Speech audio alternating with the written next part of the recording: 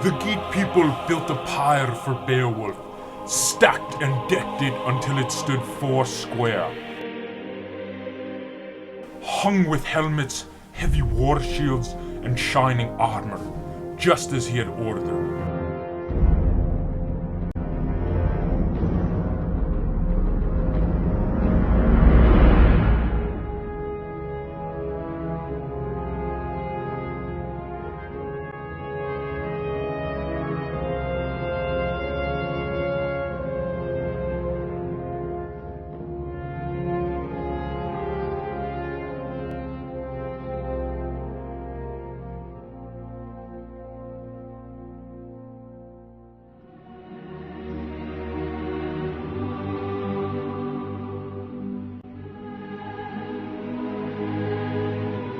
Then his warriors laid him in the middle of it.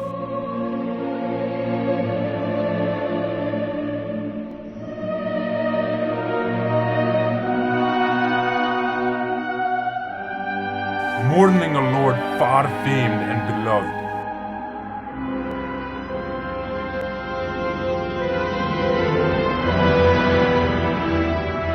On a height they kindled the hugest of all funeral fires. Fumes of wood smoke billowed darkly up. The blaze roared and drowned out their weeping. Wind died down, and flames wrought havoc in the hot bone house, burning it to the core. They were disconsolate and wailed aloud for their lord's decease. The Geat woman too sang out in grief. With her hair bound up, she unburdened herself of her worst fears. A wild litany of nightmare and lament.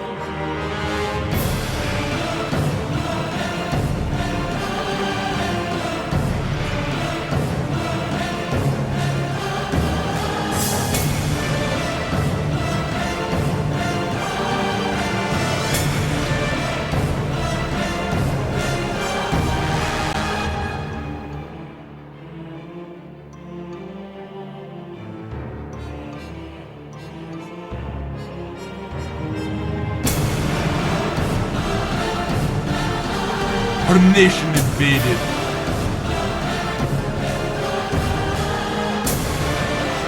Enemies on the rampage.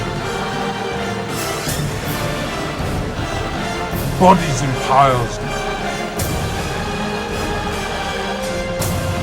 Slavery and abasement. Heaven swallowed the smoke.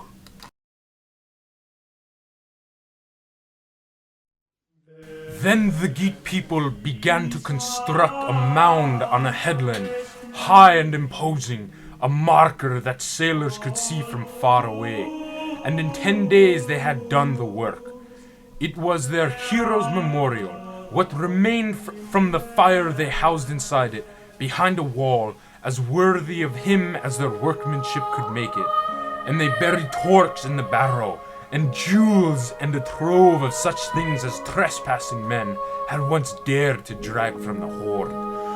They let the ground keep their ancestral treasure, gold on the gravel, gone to earth, as useless to men now as it ever was.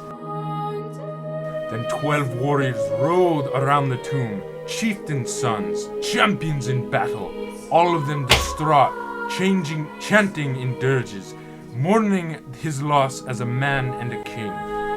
They extolled his heroic nature and exploits and gave thanks for his greatness, which was the proper thing.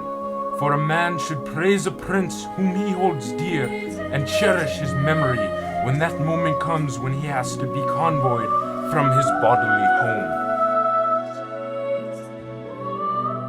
So the Geat people, his hearth companions, sorrowed for the lord who had been laid low.